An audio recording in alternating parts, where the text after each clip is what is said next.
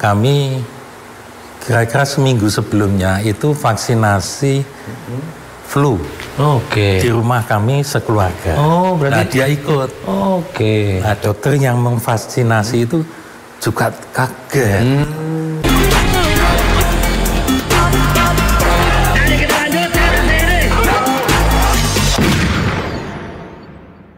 Setuju, percaya atau tidak percaya bahwa penyebab kematian Mas Ari itu adalah bunuh diri. Kalau bahasa polisi itu kan agak susah. Bapak percaya nggak itu? Tidak percaya. Manusia, kita melakukan kesalahan, maka koreksilah, luruskan. Jangan sampai kesalahan itu permanen seumur hidup.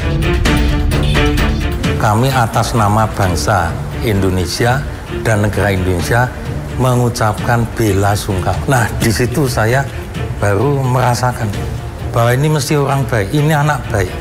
Menantu saya itu pasti anak yang baik dan yang dihormati. Yang paling jelas adalah semua kebenaran harus terungkap. Dan semua kebatilan harus dipendam, harus disingkirkan.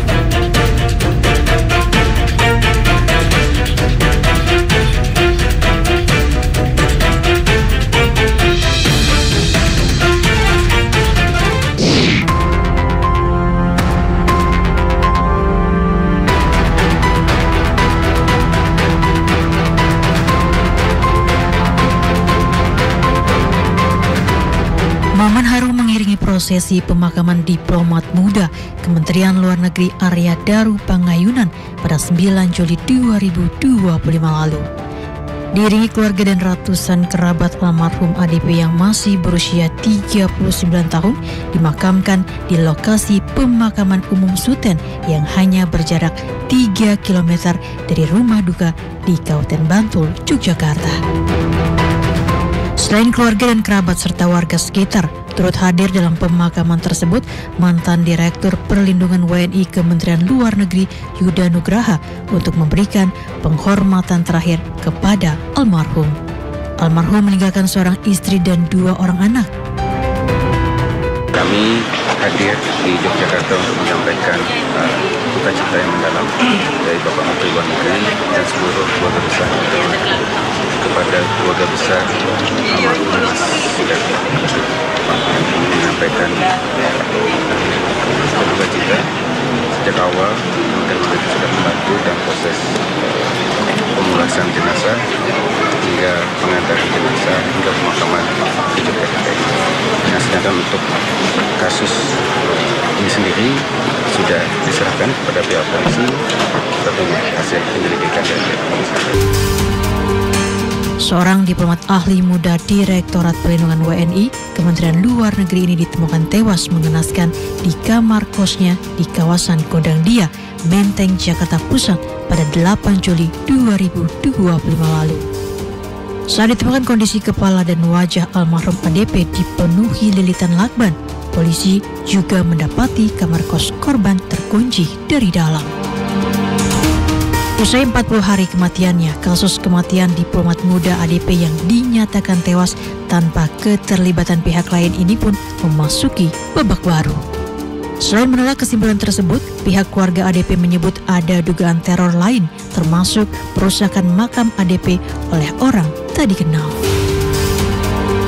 Kakak ipar almarhum ADP, Meta Ayu Tereskova, bahkan mengaku pihak keluarga juga mendapat laporan makam ADP tak seperti biasanya sehari sebelum gelar perkara dilakukan. Saya dengar katanya sempat makamnya diacak-acak atau apa, hubungannya itu benar nggak sih, Mbak? Oh iya, jadi kita itu kan, jadi gini Mas, tanggal 26 itu adik saya itu kan nyekar ya ke makam dengan anaknya, mereka berempat dengan adik saya. Kemudian ada tabur bunga di situ gitu.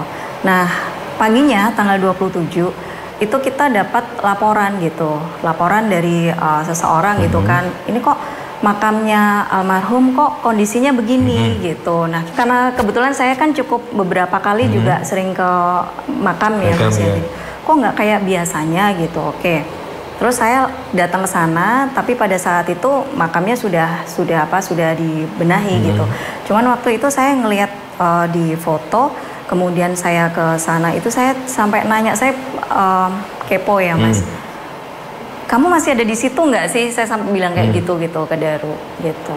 Nah, itu tanggal 27. Tanggal 28 itu kita gelar perkara, Mas. Oke. Jadi itu berarti sehari sebelum gelar perkara. Iya. Mbak sempat ada ini nggak rasa? Oh tadi Mbak nanya, kamu masih ada di situ nggak? Itu maksudnya nanya ke ke almarhum gitu. Saking karena kan saya cukup sering ya Mas ya, cukup sering ke makam gitu. Kadang-kadang ya karena saya merasa juga sangat kehilangan sekali kan. Terus kadang-kadang juga memberikan doa langsung ke makam seperti itu nggak pernah kejadian. Oke, Mbak khawatir maksudnya ada si jasad itu diambil gitu ya? Karena iya, saking saya seudon sekali ya Mas. Ya wajar lah, namanya juga ini ya, nggak wajar kan gitu. Kalau nggak salah itu ada hasil dari visum ya, visum dalam. Itu ada ditemukan obat-obatan, salah satunya CTM dan sebagainya. Iya. Ketika gelar perkara atau mungkin sebelumnya atau kapanpun itu, pernah nggak penyidik ngasih tahu Mbak ini loh, hasilnya ini tentang hasil otopsinya? Iya, kalau hasil otopsi memang memberitahu ya Mas. Cuman kita baru ngehnya itu kan almarhum itu nggak punya alergi gitu. Tapi kok yang di situ CTM itu kok banyak sekali, ada di limpa, kemudian ada di ginjal, ada di darah, ada di otak, dan itu juga paracetamol juga ada di situ gitu Mas, di tubuhnya almarhum. Dan itu waktu rilis nggak sedetail itu ya sampaikannya? Kalau detail mereka menyampaikan, tapi tidak menyampaikan dosisnya. Iya, sebenarnya. Waktu di gelar perkara juga nggak dikasih tahu dosisnya berapa tuh, nggak dikasih juga? Gelarnya enggak sih, Mas. Ya? Seingat saya tidak ya. Apa yang Mbak bisa ini berbagi ke saya ketika sebelum rilis? Mbak itu ikut gabung tuh pas rilis apa sebelum rilis? Kan sehari sebelum press rilis kan kalau nggak salah ada kumpul-kumpul tuh, Kompolnas dan macam-macamnya. Mbak ikut gabung di situ apa gabungnya pas press rilisnya? Gelar perkara ya. Pas gelar perkara. Iya, berarti sehari sebelum ya? Iya, sehari sebelum. Apa aja sih Mbak di dalam itu? Kan kalau kata tempo hari saya wawancara dengan Pak Arianto, penasihat ahli Pak Kapolri itu mengatakan itu sebelum rilis itu dikondisikan kata-katanya macam-macamnya biar rapi dan sebagainya. Betul nggak sih ke arah ketika gelar perkara nanti kayaknya akan diarahin ke sini dan ke sini? Ada ngerasa itu nggak Mbak? Waktu gelar perkara kita hanya berharap kalau itu adalah transparansi aja gitu sih Mas. Aksi dugaan perusahaan makam ADP oleh orang tak dikenal ini pun menambah daftar panjang kejanggalan yang dirasakan pihak keluarga. Setelah sebelumnya, saat proses pemakaman, pihak keluarga ADP juga menerima kiriman amplop coklat misterius berisi simbol-simbol aneh terbuat dari gabus putih berbentuk bintang, hati, dan bunga. Pihak keluarga almarhum ADP kini pun secara khusus memohon bantuan Presiden Prabowo Subianto untuk mengungkap secara jelas dan transparan motif dibalik meninggalnya ADP.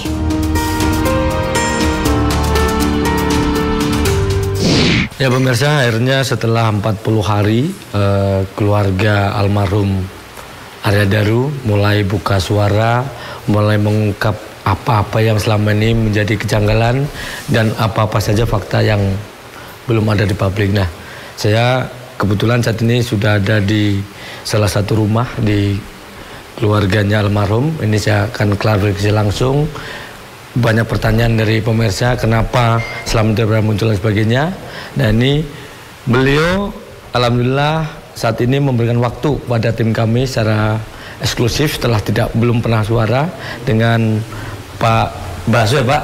Ya, Assalamualaikum Bapak. Waalaikumsalam warahmatullahi wabarakatuh. Pak Basu itu berarti bapaknya istrinya almarhum ya? Ya, betul. Bapak mertua berarti ya.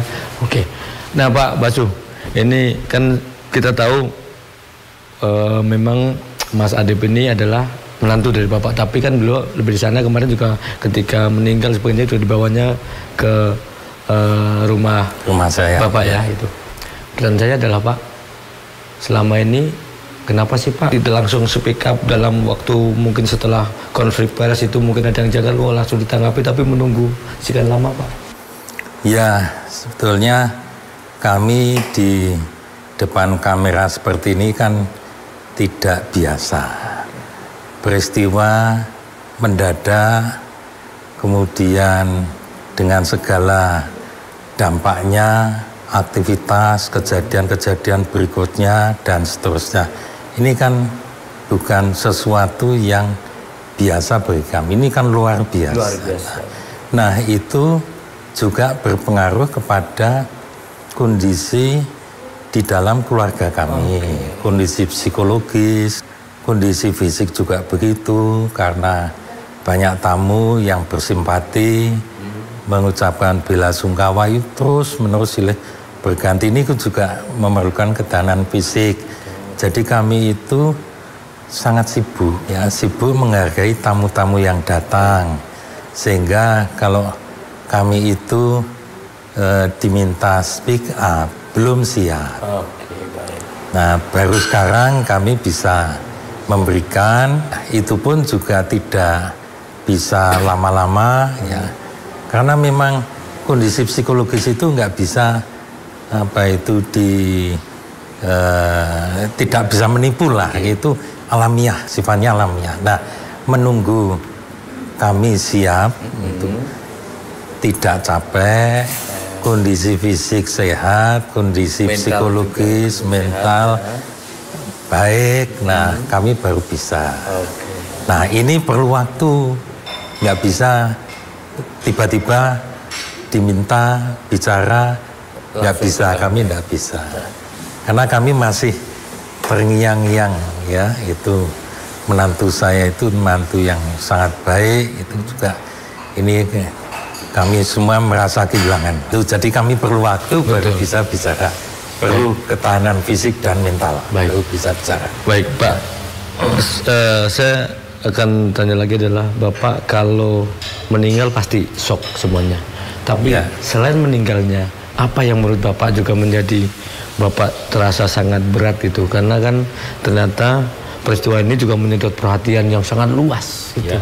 Nah, bahkan mungkin yang A jadi B, yang B jadi C, semua ada yang ya makin pada berkreatif sendiri-sendiri membuat informasi itu. Tapi yang saya tanyakan, menurut Bapak selama itu apa sih Pak yang Bapak membuat shock atau mungkin Bapak kurang terima mungkin kalau bahasa umumnya gitu dengan apa yang terjadi maupun maupun informasi yang pernah Bapak terima? Ya, saya tahu menantu saya, Arya Daru Pangayunan, itu orang baik. Meskipun saya tidak sedekat istrinya ya, tapi kalau dia itu kembali cuti berlibur ke Jogja, itu sering nginep di rumah saya. Jadi kami bergaul sangat dekat dengan dia. Lalu di samping itu juga pasti menginap di orang tuanya juga. Nah, karena apa lebih lama menginap di tempat saya karena ada istri dan anak-anak. Ya. Nah, lalu saya tahu banget, ya, menantu saya ini bukan sembarang orang. Dia adalah orang baik. Nah, itu menjadi kenangan bagi saya. Temannya juga banyak, dia juga murah senyum pada saya, selalu menyapa, meskipun orangnya itu agak pendiam, tapi dengan orang tua itu menjadi ramah. Nah, itu kenangan-kenangan baik itu, sehingga sampai pada tanggal berapa itu 7 itu, nah, kami kira-kira seminggu sebelumnya itu vaksinasi flu. Di rumah kami sekeluarga. Berarti nah, dia ikut. Nah, dokter yang memvaksinasi itu juga kaget. Kan belum lama saya vaksinasi. Jadi sebelum tanggal 7 itu seminggu sebelumnya ternyata ada di sini ya sempat vaksinasi. Nah, lalu peristiwa-peristiwa yang menyenangkan itu terkait dengan keberangkatan dia, yang menggambarkan bahwa dia itu sangat optimistik, ya, senang, riang, ya, pokoknya menyambut keberangkatan itu tanggal 29 Juli itu. Nah, rangkaian dengan itu kami juga dibuatkan paspor. Oke. Dengan harapan nanti selama di sana akan kami kunjungi. Oke. Kami kunjungi untuk apa ya, nengok kangen lah. Tombol kangen kalau bahasa Jawa itu. Nah, paspor dinas itu ya? Paspor dinas. Oke. Nah itu keluarga diplomatik supaya nanti masuk ke Finlandia itu tidak usah menggunakan visa. Nah ini semua sama-sama senang. Lalu dia sebelum berangkat ingin menghabiskan cutinya di Jogja juga sambil mengajak istri dan anak-anak ke Borobudur. Nanti akan diabadikan melalui drone karena dia sudah membeli juga drone itu untuk mengambil gambar itu, pemandangan di Borobudur itu supaya bisa cerita di Finlandia. Ini Borobudur kayak gini. Dan memang banyak video-videonya perjalanan dari Jogja ke Argentina waktu tugas dulu dan waktu apa diving ya, menyelam di air maupun yang skydiving. Nah ini keriangan ini juga terjadi menjelang keberangkatan dia itu. Semua keluarga disiapkan ya, anak-anak, istri sudah dicarikan apartemen. Nah kemudian apartemennya kurang perlengkapan sudah dibelikan dari sini.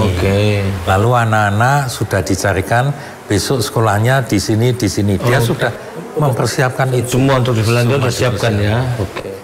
Jadi orang tua sini, orang tua sana pun ikut disiapkan. Besok sewaktu-waktu untuk berkunjung ke sana. Nah itu kan gambaran seorang yang sangat exciting. Betul. Exciting, optimistik, dan penuh harapan ke depan. Begitu. Berarti artinya, maaf Bapak sekali lagi, kami bukan bermaksud mengungkit jauh ada, tapi yang kami dengar adalah kita saat itu kan menunjukkan adanya semacam kayak mungkin apa istilahnya, kepanikan atau ketidakmampuan menahan emosi yang menjadi penyebab dari kematiannya almarhum. Artinya apa ya kalau bahasa psikolog ya, mungkin berbeda lah dengan yang Bapak sampaikan tadi. Ini kondisi si almarhum ini kondisi lagi bahagia, lagi mau kesana itu. Jadi berseberangan dengan apa yang dengan saya dengar dari waktu keterangan di Polda sih gitu. Kalau Bapak ada cerita ya, dengan yang saya dengar berbeda. Bapak juga anggap berbeda nggak? Sangat berbeda. Sangat berbeda ya. Berlawanan sekali. Ya enggak mungkin, Yang saya tahu, kejadian-kejadian yang memaksa dirinya pergi selamanya, itu mesti kalau nggak stres, depresi. Ini kan tidak. Nah, lagi seneng ya? Seneng. Dan yang saya diberitahu oleh seorang psikolog klinis, seseorang yang akan mengakhiri dirinya, itu pasti melakukan sesuatu yang sangat cepat, secepat mungkin. Tidak mungkin pelan-pelan, ini tidak mungkin, mesti secepat mungkin. Nah yang secepat mungkin itu apa? Bisa terjun dari lantai atas, bisa gantung diri, ya, dan sebagainya. Jadi sebetulnya fakta ini sudah membantah, fakta itu sudah membantah. Ya bahwa di situ pasti ada campur tangan orang lain, bukan hanya dirinya sendiri. Pak, kalau boleh saya tahu, kan Bapak tadi menyampaikan sebelum ketemu tragis itu adalah sempat seminggu sebelumnya di Jogja ikut vaksinasi itu ya. Pernah ada kan apa sih saat-saat terakhir itu? Memang tidak duduk kan saat itu, bahwa itu yang terakhir kan ada ngobrol apa cerita itu yang Bapak mau sampai sekarang jadi kaget, ya Allah ini belum sampai, ini kenapa? Ya sebelum pulang ke Jakarta itu ya saya antar sampai pintu gerbang. Kalau dia pamit ya mesti begitu ya, saya bilang hati-hati, selamat sampai tujuan. Jangan lupa zikir.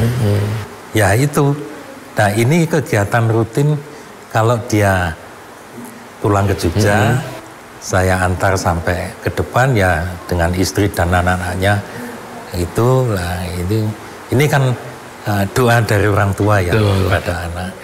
Nah di situ kondisi itu tetap memperlihatkan bahwa dia itu senang. Oke. Dia itu senang. Di depan saya itu tidak pernah dia cemburut apa. Itu tidak pernah. Pak, jadi saya konfirmasi lagi. Ya. Sebelum kejadian sebelumnya semua si almarhum itu satu sudah vaksinasi, yang kedua sudah mempersiapkan apartemen di sana, ya. Bahkan menyiapkan untuk sekolah, bahkan sudah menyiapkan sebelum berangkat ingin berlibur dulu menghabiskan liburan bareng di Borobudur. Ya. Ini artinya adalah suasana yang orang riang bahagia kan gitu. Artinya kalau orang riang dan bahagia itu sangat kecil kemungkinan untuk tiba-tiba berbuat yang berbeda dengan apa yang sedang dia rasakan. Begitu Pak? Iya, sangat setuju saya. Iya, sangat setuju. Memang begitu, logikanya itu begitu. Gitu. Ini kan konfirmasi karena kan banyak yang berkembang akhirnya, oh ya ini karena tertekan, karena macam-macam. Tapi ketika saya ketemu Bapak yang selalu bareng gitu, ketika pulang sini dan Bapak sebagai bapaknya lebih deket gitu, ternyata tidak seperti itu, nggak ada kepanikan, nggak ada tekan-tekan, orang itu bahagia kok kondisinya kan bisa Pak ya? Iya, betul.